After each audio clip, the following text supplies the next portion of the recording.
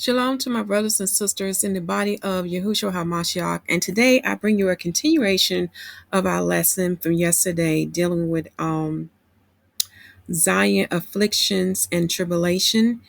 This one will be going in a slightly different direction, but still will be kind of on the same lines with the prior lesson because it does confirm history, which makes the Bible to be true. The title of this word for today is How the War of the Jews with the Romans began. So we're going to learn how did this war originally began because Josephus gives us more in depth what led to the war between the Jews and the Romans. Okay.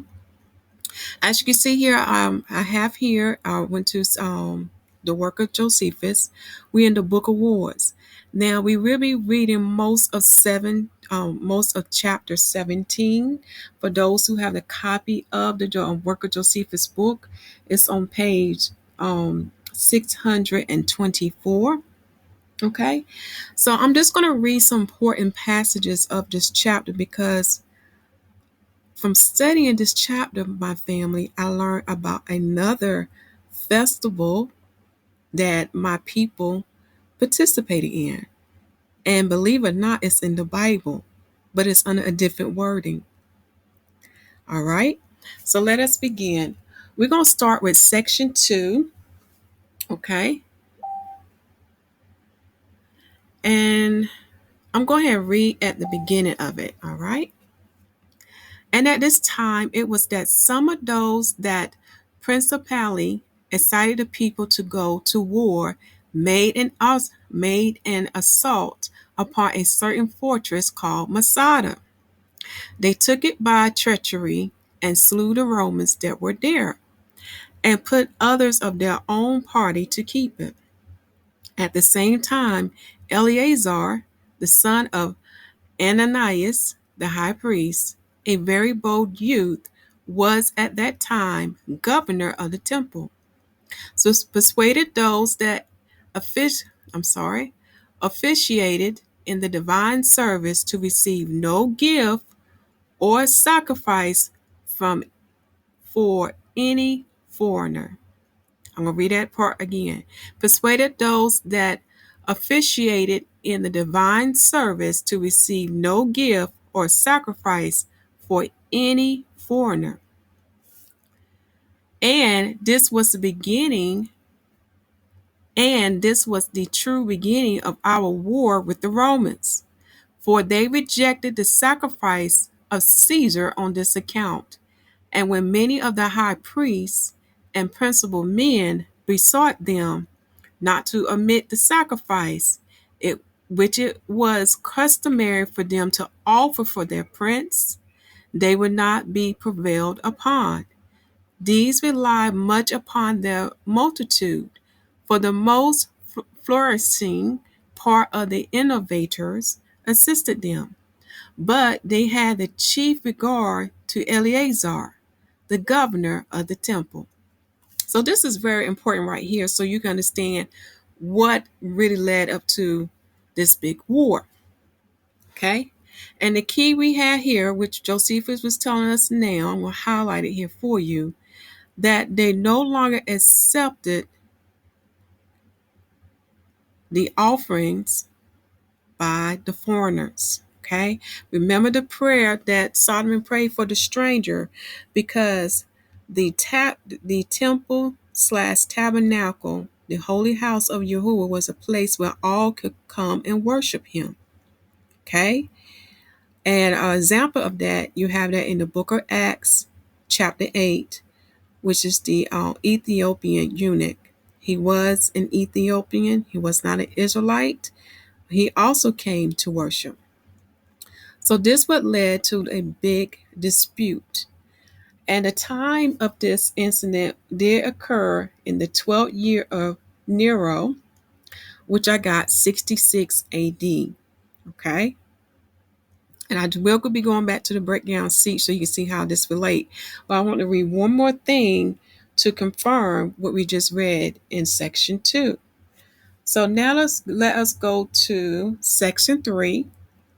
And I'm just going to highlight that passage to read.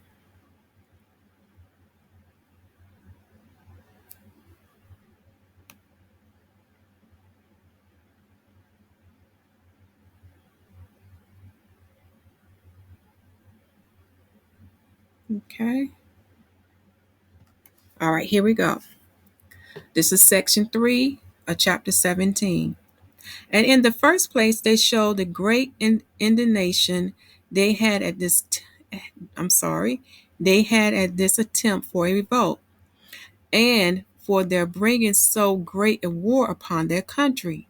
After which they confuted their pretense as unjustifiable, and told them that their forefathers had adorned their temple in great part with donations bestowed on them by foreigners, and had always received what had been presented to them from foreign nations, and that they have been so far from rejecting any person's sacrifice, which would be the highest instance of impiety, that they had themselves placed those donations about the temple, which were still visible, and had remained there so long a time, that they did now irritated the Romans to take arms against them, and invited them to make war upon them, and brought up noble rules of a strange divine worship, and determined to run the hazard of having that city condemned for impiety, while they would not allow any foreigner, but Jews only, either to sacrifice or to worship therein. Okay? So because of this, and I'm not going to read the rest of this paragraph, here we have men of power, the high priests, and the principal of the Pharisees. Okay? They was taking counsel, and they was trying to warn them what they were doing will cause a great war, and that it's not a part of our covenant. Okay?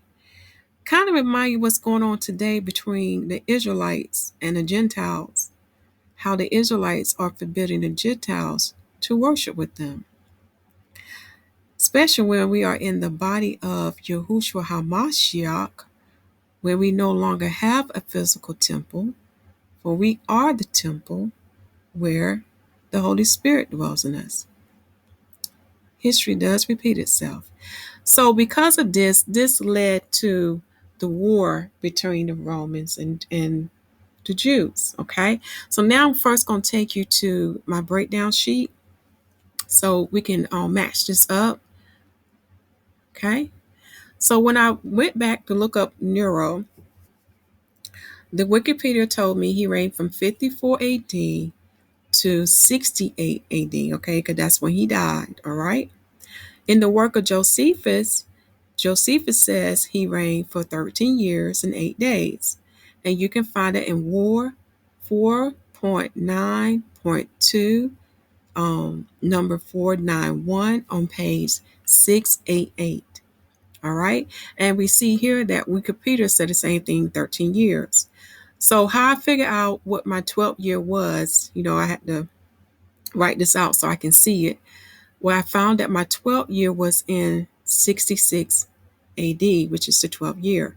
And the reason why you see me having 0 beside the 54 AD year, because I know from the 54th day when he started to reign to the 55th day makes a year. Okay. So that's why you see me having it numbered like this.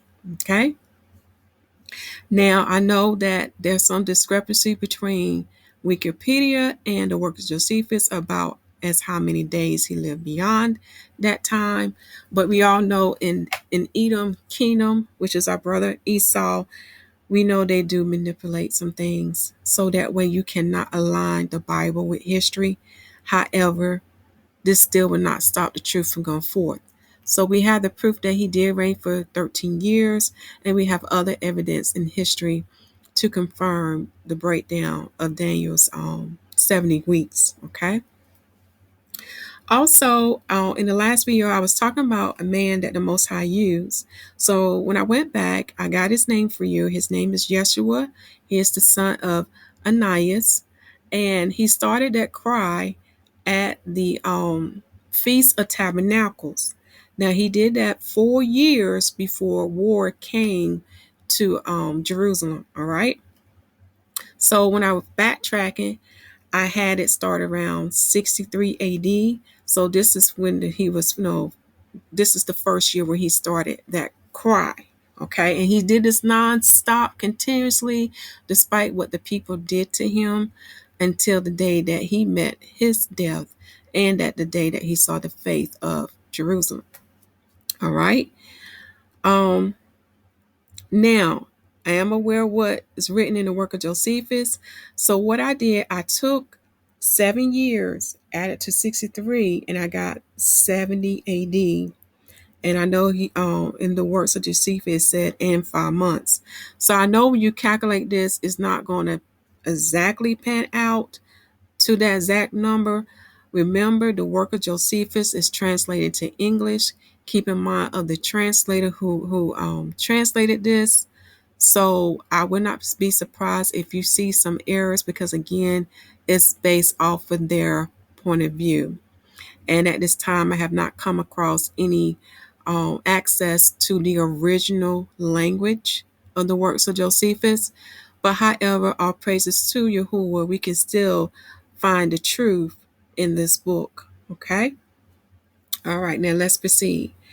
So again, when I'm looking at 64 AD, this is dealing with, the year his cry of Yeshua, and that was from 64 AD to 65th AD, which is his second year. Okay, let's scroll down a little bit more. Then in 65 AD, I'm going to get this up a little bit more for you, which is his third year, his cry, and that's from 65 AD to 66 AD, because remember, he started in the 7th month, which is during the time of the Feast of Tabernacles. Okay. Then we get to the part that confirms what we just read in chapter 17 with section 2 and section 3. Okay. This is the start of the war. And when I went to the Wikipedia site where Nura is, and I'm going to take you there after I read this, it says that the Jew-Roman First War, the revolt in Judea over Greek and Jew religious tensions. So as what we just read, we saw that our ancestors prevented the Gentiles or any stranger or foreigner to bring in their offerings to worship the Most High too. And that would lead to a great tension. Okay. For Yeshua cry is from 66 AD to 67 AD, and that'd be his 4th year. Okay. All right. So now let me go to this website so I can prove to you that's what, they too agree what started the war. They were saying that in 66 AD, there was a Jewish revolt in Judea to stream from Greek and Jewish religion tension. But what we read in Josephus, it was a little more deep in that. They were stopping anyone from bringing in their sacrifices so they can too worship the Most High. All right. Now we're going to the part that talks about this festival. Okay. So now let us return back to chapter 17. All right. And I'm going to go to section 4 first, because it has some important information there for us dealing with time, so we can know what day these events fall on. Okay. I'm sorry, I'm going to section 5. And let me get this up a little bit more higher. Section 5. And I'm not going to read this whole section. I'm just going to read the part that's most important for you to have right now. And that is in the last line. Okay. And you probably want to get your pencil and paper out so you can write this down.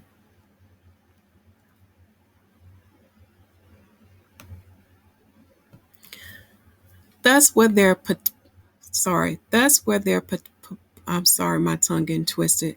Perpetual slaughters on both sides for 7 days' time, but neither side would yield up the parts they had seized on. So at this time, get your pencil and paper out. The reason why I have this time down because I'd have read this ahead of time, and you would see how I got these numbers. So the 7 days' time started on the 5th month of the Hebrew calendar, which is known as Ab. Okay. And it started on the 7th day to the 13th day, which is the 7 days time. So from the 7th day to the 13th day is the 7 days time. That's very important for you to write that down. All right. Now I'm going to read section 6 to you. So bear with me. I'm going to highlight this area so you can see where I'm at. Now the next day was the festival of Xylophori, upon which the custom was for everyone to bring wood for the altar, that there might never be a want of fuel for that fire which was unquenchable and always burning. Upon that day they excluded the opposite party from the observation of this part of religion. And when they had joined to themselves many of the Sicarii, who crowded in among the weaker people, that was the name for such robbers as had under their bosom swords, called Psyche. They grew bolder and carried their undertaking further, insomuch that the king's soldiers were overpowered by their multitude and boldness. And so they gave way and was driven out of the upper city by force. I'm going to pause there. So the festival of the Xylophori is the wood offering, my people, and that is in the Bible. After I finish reading this paragraph for you, we're going to go there next, okay? The others then set fire to the house of Ananias, the high priest, and to the palaces of Agrippa and Bernice, after which they carried the fire to the place where the archives were reposed, and made haste to burn the contracts belonging to their creditors, and thereby to dissolve their obligations for paying their debts. And this was done in order to gain the multitude of those who have been debtors, and that they might persuade the poor sorts to join in their insurrection with safety against the more wealthy. So the keepers of the records fled away, and the rest set fire to them. And when they had thus burnt down the nerves of the city, they fell upon their enemies, at which time some of the men of power and of the high priest went into the vaults underground and concealed themselves, while others fled with king's soldiers to the upper palace and shut the gates immediately, among whom were Ananias the high priest and the ambassadors that had been sent to Agrippa. And now the seditious were content with the victory they had gotten and the buildings they had burnt down, and proceeded no further. So now I'm going to take you to the King James 16:11 so we can get more understanding of the wood offering, okay? And this is just amazing, my people, to find out about this, all right? Now this occurred, since it said on the next day. Since I already gave you those prior days, I know that the next day would be the 14th day of the fifth Hebrew month, known as Ab. All right. So now we're gonna go to the 1611 Bible to get more understanding about this festival. All right, which is the wood bearing festival, or the also known as the wood offering festival. So turn with me to Nehemiah chapter 10, and I'm going to read verse 33 through 35. For the shewbread, and for the continual meat offering, and for the continual burnt offering of the Sabbaths, of the new moons, for the set feasts, and for the holy things, and for the sin offerings, to make an atonement for Israel, and for all the work of the house of Yahuwah, and for all the work of the house of our Yahuwah. Okay, notice here of the grammar and punctuation. Each item is separate. We have shewbread, continual meat offering, okay, continual burnt offering, and I'm going to let you know already that is the daily sacrifice. Then we have offerings of the Sabbaths. Then we have offerings of the new moons. Then we have for the set feasts.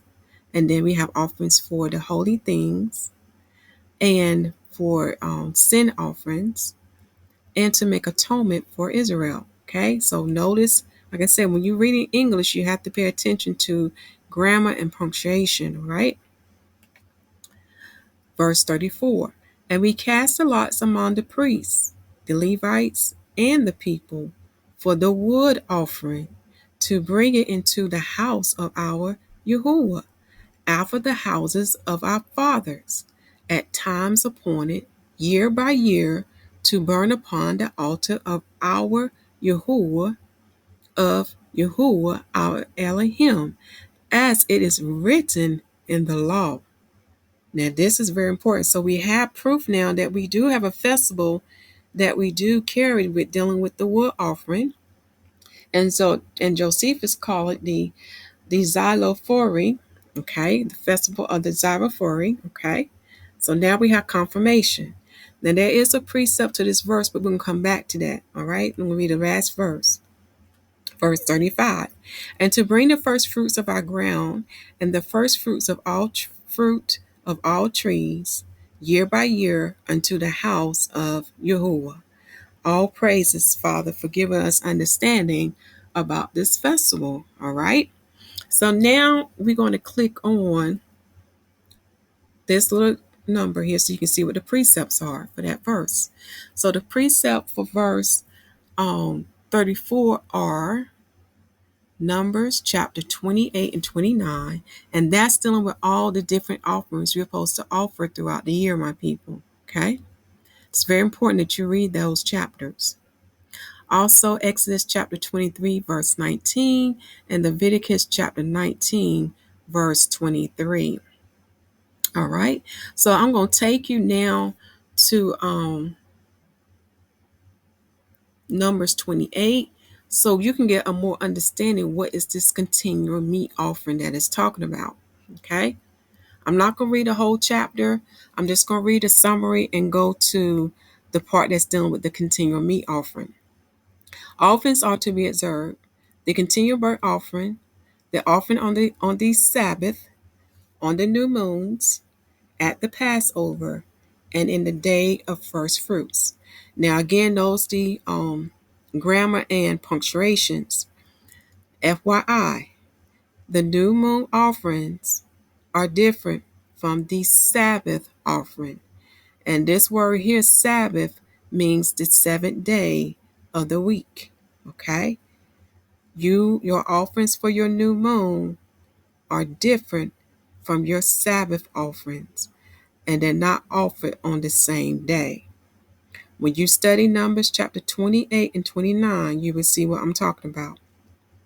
Also read Ezekiel chapter 46, verse 1 through 9, and that'll give you more understanding that your new moon days are separate from the Sabbath day. And the Sabbath day I'm talking about is the seventh day of the week. All right? Now, the continual burnt offering is your daily sacrifice that is offered every day of the week, of the year, of the month. It does not stop. Okay, so we're gonna go down there to that now, so we can understand what is the continual meat offering.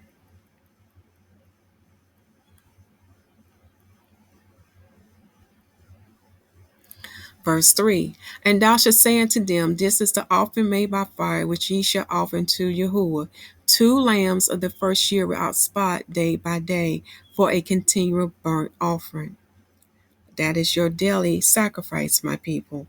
That is the sacrifice that Titus put a cease to, okay, in the 70 AD destruction of Jerusalem. Verse 4, and the one lamb shalt thou offer in the morning, and the other lamb shalt thou offer at evening. So they offered that second lamb at sundown, and the first lamb was offered in the morning. And a tenth part of an ephah of flour for a meat offering, mingled with the fourth part of an hin of beaten oil. So this is where your continual meat offering is. Remember, meat offering not only means flesh, but it can also pertain to flour or grains. Okay? And you can learn more about that in the book of Leviticus. I believe chapter 2 talks about the meat offering pertaining to your flour and grains. All right, I'm going to read verse 6. It is a continual burnt offering which was ordained in Mount Sinai for a sweet savor, a sacrifice made by fire unto Yahuwah. And the drink offering thereof shall be the fourth part of a hin for the one lamb. In the holy place shall thou cause the strong wine to be poured unto Yahuwah for a drink offering. Okay? Verse 8. And the other lamb shall thou offer at even as the meat offering of the morning, and as the drink offering thereof. Thou shalt offer it a sacrifice made by fire of a sweet savor unto Yahuwah. All right, so now we have understanding what is the continual meat offering and the continual burnt offering. Okay, so one more thing I have to go to, and it's in the book of Exodus, so you can understand about the festival of the wood. Now, the festival of the wood bearing or the wood gathering cannot be done on the Sabbath day. Okay, and I'm going to take you to, actually, it's in the book of Numbers. I'm sorry. I'm just looking for my little notes here. Okay, actually, it's in the book of Exodus, chapter 15, verse 32. So we're going to go there now. So you can see in the covenant, we're not to gather any wood on the Sabbath day. And this is very important for you to know this.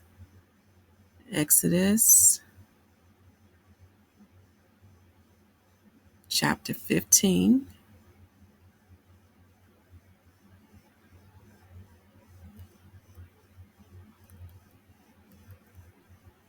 Okay, 32. Oh, I had the correct chapter and right verse, but the wrong book. I apologize. It is Numbers, my family. Numbers chapter 15, verse 32.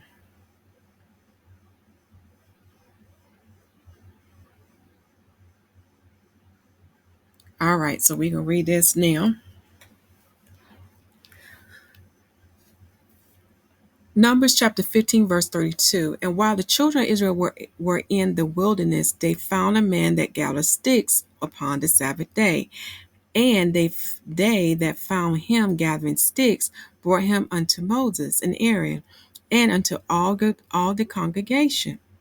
And they put him inward, because it was not declared what should be done to him. And Yahuwah said unto Moses, the man shall be surely put to death.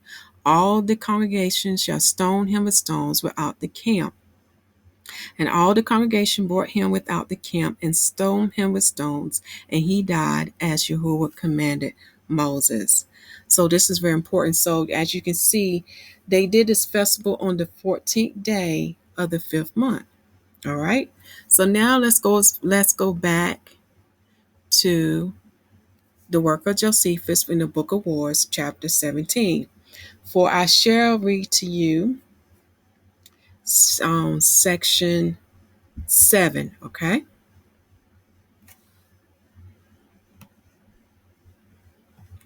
But on the next day was the 15th of the month, Louis, Abe, they made an assault upon Antonia, and besieged the garrison which was in 2 days, and took the garrison, and slew them, and set the citadel on fire, after which they marched to the palace, where the king's soldiers were fled, and parted themselves into 4 bodies, and made an attack upon the walls.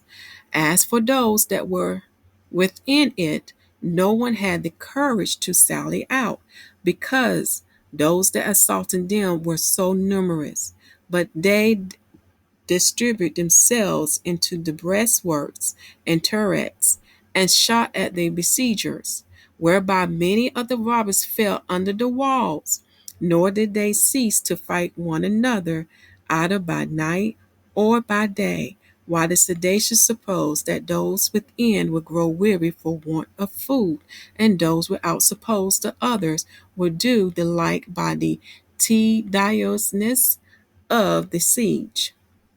Okay. So this is how I was able to get those numbers for you that I just gave. So just for a quick review, the 7 days times in section 5 started from the 7th day to the 13th day of the 5th month. Now the festival of the Xylophori, which is the wood bearing festival or the wood offering festival or the wood gathering festival, started on the 14th day of the 5th month. Okay.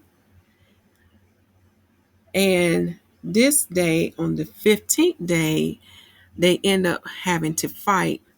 Okay. Because there was a revolution going on within the city of Jerusalem. All right. So now we're are entering in the part that's dealing with Manahem. Okay. So we just read the parts that give us understanding what led to this war between the Roman and the Jews. And basically because my ancestor refused the Gentiles from worshiping and offering their offerings in the tabernacle of Yahuwah, which is the holy temple. All right. So now we're going to start with section 8.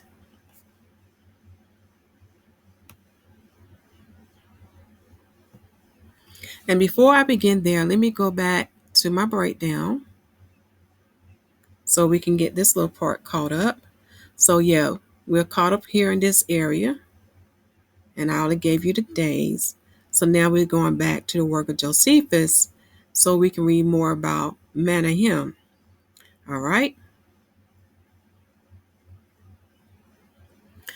In the meantime, one Manahem, the son of Judas, that was called the Gilead, who was a very cunning sophister, and had formerly reproached the Jews under Cyrenius, that after Yahuwah they were subject to the Romans, took some of the men of note with him, and retired to Masada, where he broke open King's Herod armory and gave arms not only to his own people, but to other robbers also. These he made use of for a guard, and returned in the state of a king to Jerusalem. He became the leader of the sedition and gave orders for continuing the siege. But they wanted proper instruments, and it was not practicable to undermine the wall, because the darts came down upon them from above. But still they dug a mine from a great distance under one of the towers, and made it totter. And having done that, they set on fire what was combustible, and left it. And when the foundation were burnt below, the tower fell down suddenly. Yet did they then meet with another wall that had been built within, for the besieged were sensible beforehand of what they were doing, and probably the tower shook as it was undermining. So they provided themselves of another fortification, which when the besiegers unexpectedly saw, while they thought they had already got while they thought they have already gained the place, they were under some consternation. However, those that were within sent to Manahem and to the other leaders of the sedition, desired they might go out upon a capitulation. This was granted to the king's soldiers and their own countrymen only, who went out accordingly. But the Romans that were left alone were greatly dejected, for they were not able to force their way through such a multitude. and to desire them to give their right hand for their security. They thought it would be a reproach to them. And besides, if they should give it them, they durst not depend upon it. So they deserted their camp as easily taken and ran away to the royal towers. That's called Hippicus. That called Phasaelis, and that's called Miriam. But Menahem and his power fell upon the place whence the soldiers were fled, and slew as many of them as they could catch. But they got up to the towers, and plundered what they left behind them, and set fire to their camp. This was executed on the 6th day of the month of Elul. And that is the 6th month, my people. On the 6th day when this was done. You want to write this down because this is very important now. All right, because we're going to another important piece of this lesson. All right. So now I'm going to read to you section 9. So we have a date here. It's the 6th month and the 6th day when Menahem decided to be the leader of the sedation and call himself the king. Okay. Now we're going to see what's going to happen to him, and we're also going to see what do he do. So section 9. But on the next day, okay, so the next day. So go ahead and write this down. The next day is the 7th day of the 6th month. All right. But on the next day, the high priest was caught where he had concealed himself in an adequate. He was slain, together with Hezekiah his brother, by the robbers. Hereupon the seditious besieged the towers and kept them guard, lest anyone of the soldiers should escape. Now the overthrow of the place of strength and the death of the high priest Ananias so puffed up Menahem that he became barbarously cruel. And as he thought he had no antagonist to dispute the management of affairs with him, he was no better than an insupportable tyrant. But Eleazar and his party, when words had passed between them, how it was not proper when they revolt from the Romans out of desire of liberty to betray that liberty to any of their own people, and to bear a lord who, though he should be guilty of no violence, was yet meaner than themselves. As also that in case they were obliged to set someone over their public affairs, it was fitter they should give that privilege to anyone rather than him. Let me read that part again. It was fitter they should give that privilege to anyone rather than to him. They made an assault upon him in the temple, for he went up thither to worship in a pompous manner, and adored with royal garments, and had his followers with him in their armor. But Eleazar and his party fell violently upon him, as also the rest of the people, and taking up stones to attack him withal, they threw them at the sophister, and thought that if he were once ruined, the entire sedation would fall to the ground. Now, Menahem and his party made resistance for a while, but when they perceived that the whole multitude were falling upon them, they fled which way every one was able. Those that were caught were slain, and those that hid themselves were searched for. A few that were of them who privately escaped to Masada, among whom was Eleazar, the son of Jairus, who was of kin to Menahem, and acted the part of a tyrant at Masada afterwards. As for Menahem himself, he ran away to the place called Ophla, and there lay scolding in private. But they took him alive and drew him out before them all. They then tortured him with many sorts of torments, and after all slew him, as they did by those that were captives under him also, and particularly by the principal instrument of his tyranny, whose name is Absalom. Okay, so here we have a date of what happened to Miniam. It was the next day when the high priest, let me get his name, the high priest Ananias was killed.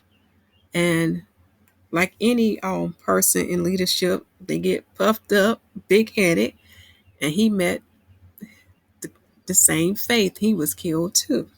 So the date we have for this passage is the 6th month and the 7th day. Write that down. Okay. So now we're going to read passage 10. Okay. And you're going to really enjoy this one. And as I said, so far truly the people assisted him, while they hoped this might afford some amendment to the seditious practices. But the others were not in haste to put an end to the war, but hoped to prosecute it with less danger. Now they had slain Menahem. It is true that when the people earnestly desired that they would leave off besieging the soldiers, they were the more earnest in pressing it forward, and this till Metellus, who was the Roman general, sent to Eleazar and desired that they would give them security to spare their lives only, but agreed to deliver up their arms and what else they had with them. The others readily complied with their petition, sent to them Gorium, the son of Nicodemus, and Ananias, the son of Sadduc, and Judas, the son of Jonathan, that they might give them the security of their right hands and of their oaths, after which Metellus brought down his soldiers, which soldiers, while they were in arms, were not meddled with by any of the seditious, nor was there any appearance of treachery. But as soon as, according to the articles of capitulation, they had all laid down their shields and their swords, and were under no further suspicion of any harm, but were going away, Eleazar's men attacked them after a violent manner, and encompassed them round, and slew them, while they neither defended themselves, nor entreated for mercy, but only cried out upon the breach of their articles of capitulation and their oaths. So they went against their own oaths. They broke it and killed those men. And thus were all these men barbarously murdered, excepting Metellus. For when he entreated for mercy and promised that he would turn Jew and be circumcised, they saved him alive, but none else. So the only one that remained alive was Metellus. And he was what? A Gentile. Remember in some of my videos I was talking about before Christ came, in order for a stranger or a Gentile to take a hold unto Yahuwah covenant, which is supported in Exodus chapter 12, that they have to perform the circumcision of the flesh. Okay. But once Yahushua came on the scene, and I'm talking about in this earthly realm, in this time now, in the body of Yahushua HaMashiach, that when a Gentile come into the body of Yahushua HaMashiach, which is the spiritual temple of Yahuwah, that's not made by man's hand, they don't have to do the circumcision of the flesh, for they are circumcised spiritually. In other words, their heart is spiritually circumcised. That can be found in the book of Colossians, I think it's chapter 2 or chapter 3, and also Galatians. And when you read about Titus, Titus was a Gentile, he was a Greek, and he refused circumcision too. That's also written in the book of Galatians as well, okay?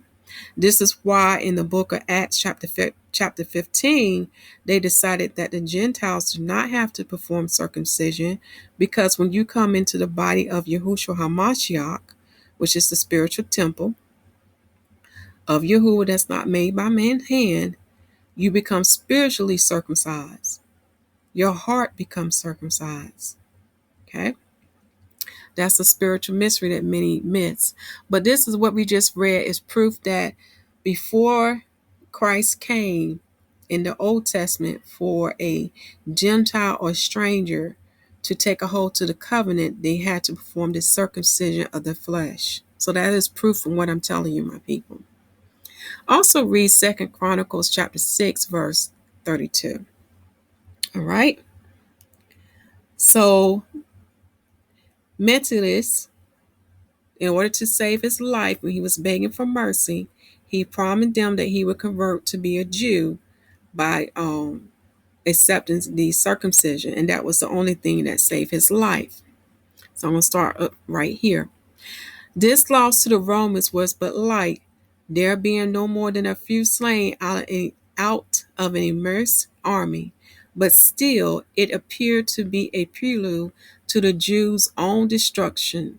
While the men made public lamentation when they saw that such an occasion were afforded for a war as were incurable, that the city was all over polluted with such abomination, for which it was but reasonable to expect some vengeance, even though they should escape revenge from the Romans, so that the city was filled with sadness.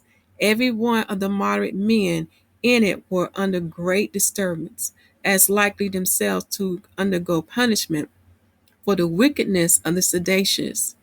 For indeed it has so happened that this murder was perpetrated on the Sabbath day, on which day the Jews have a respite from their works on account of divine worship.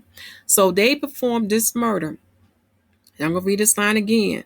On the Sabbath day. I want to make sure that you and I both hear this correctly. Okay? So I'm going to start reading here. So that the city was filled with sadness, and every one of the moderate men in it were and every one of the moderate men in it were under great disturbance, as likely themselves to undergo punishment for the wickedness of the seditious.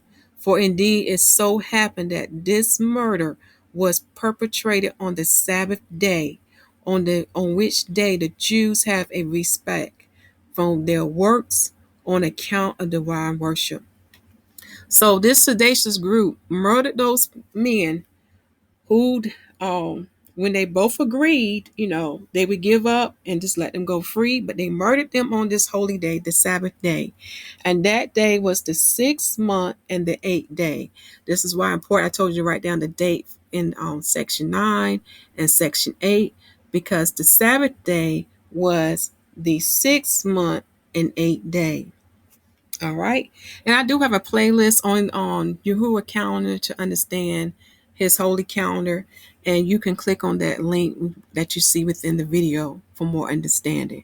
So now we know that this took place on the Sabbath day, which was the 6th month and 8th day. All right. So let's go back to my breakdown sheet here.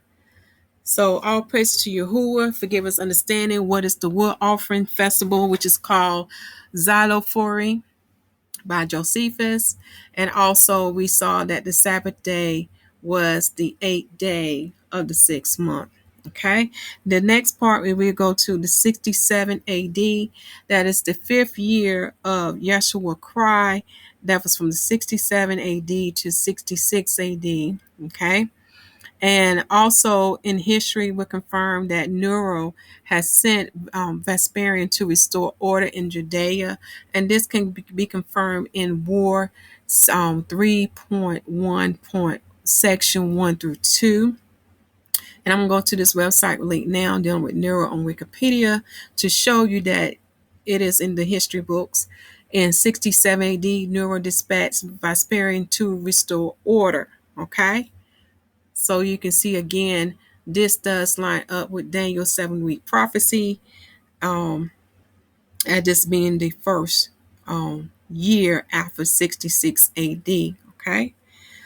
So in Daniel week prophecy, dealing with that last week and that last verse of chapter 9, 68 AD will fall in the second year of that last week.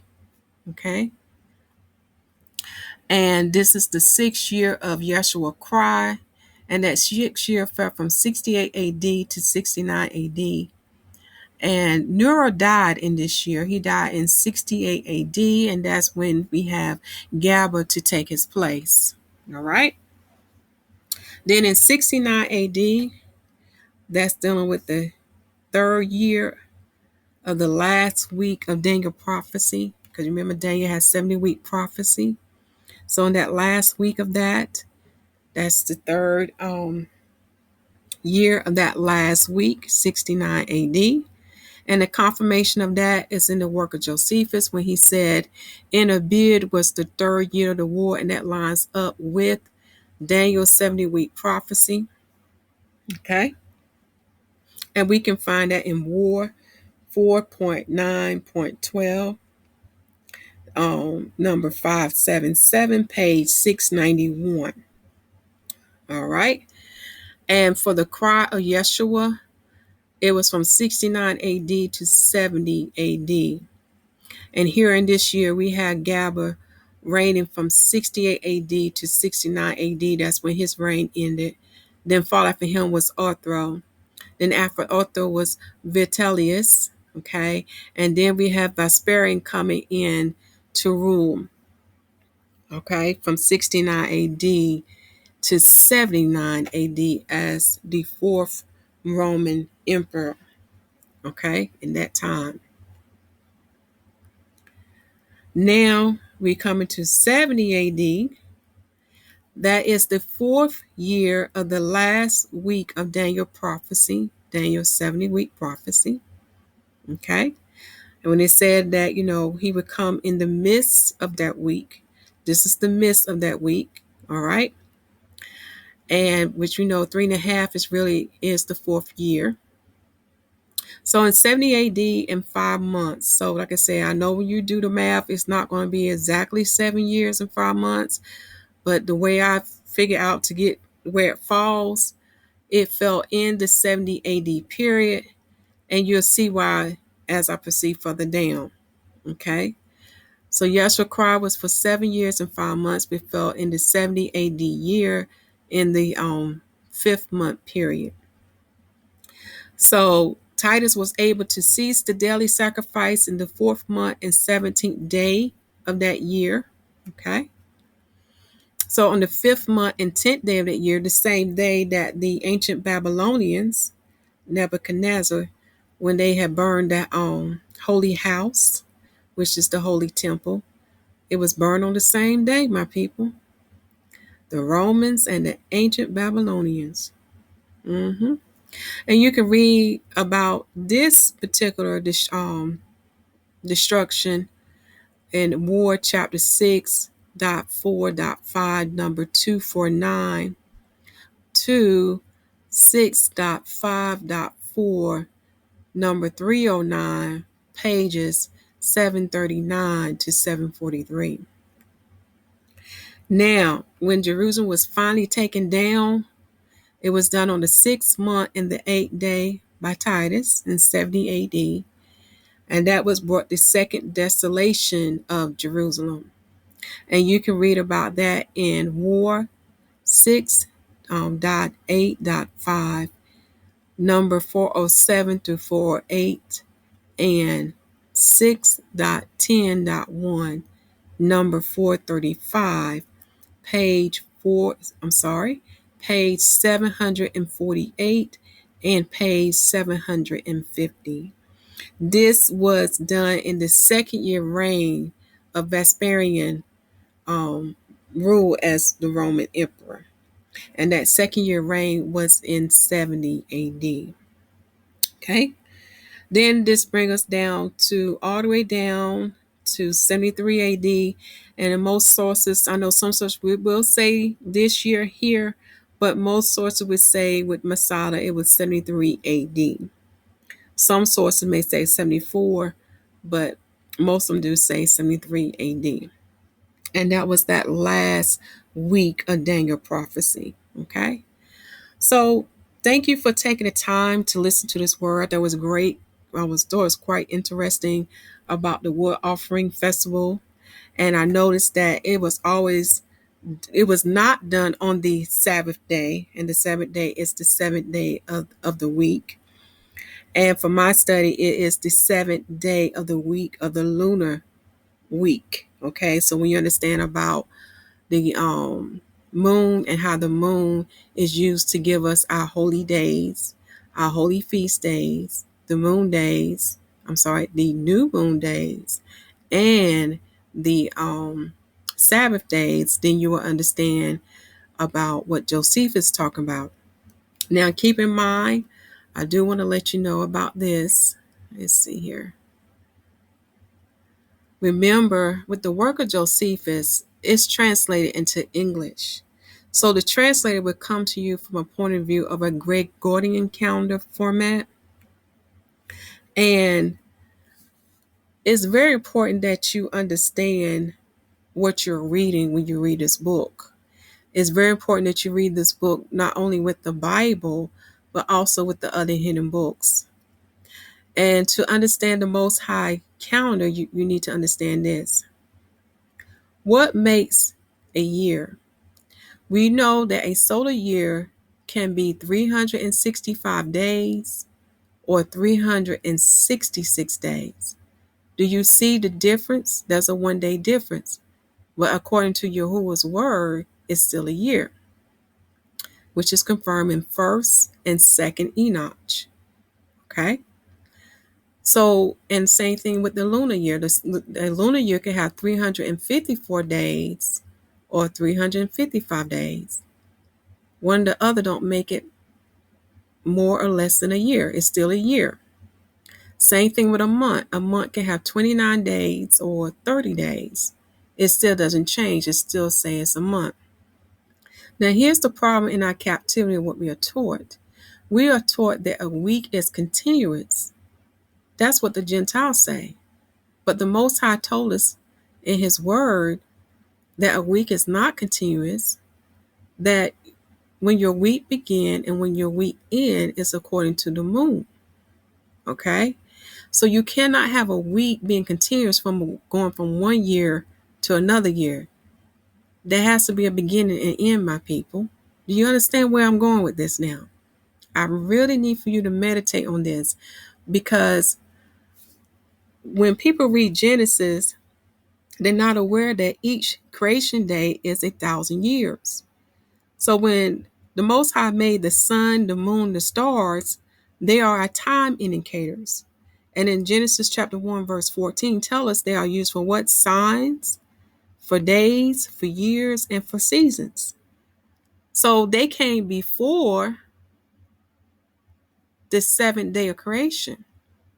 So your lunar year and your solar year began in the fourth day of creation. Now, when you understand that 1,000 years equal 1 day of creation, you will understand why your seventh day is determined by the moon. Then you will understand that your seventh day is the seventh day of the lunar week, and that it's not continuous. It's something to really think about and to meditate. Now, in this time, we are under grace, and the Most High will forgive you because of the curse that He has placed on the nation of Israel. Because when Israel went whoring and wanted to serve other gods and worship other gods, He took away the knowledge of His true holy days. And now in these last days, He's revealing this truth about His holy days, but only a small remnant of us are realizing it or are accepting it. So what I would like for you to do, my people, I want you to seek Yahuwah with your whole heart to understand His holy calendar. Because when Christ come back, we're going to do it the Yahuwah's way. Ezra chapter 46 gives you the complete formula that the new moon day is separate from the Sabbath day. All right? It's not even part of the week. And when we have 30 days in the month, the 30th day is not part of the week. So we only have 4 weeks a month. Seek out Yahuwah. Read Luke chapter 11, verse 9 through 13. So now we know this is a season for Yahushua HaMashiach to return. Preach the gospel that the kingdom of heaven is at hand. Make sure the people receive salvation as written in Romans chapter 10, verse 8 through 13. And also baptize the people in the name of Yahushua. And the thing that my father want me to mention to you, when you read the work of Josephus, notice that this time the translator wrote down the Sabbath day. In most of the other chapters I read, he would just write down the 7 day of the week. But for some reason, the Most High allowed him to write down the Sabbath day, and he didn't pick up on it. Because he just gave away in section 9 that the next day was the 7th day of the 6th month. It's something to really think about, my people. Again, I love you all. And continue to do the Most High will in this time. And Shalawam.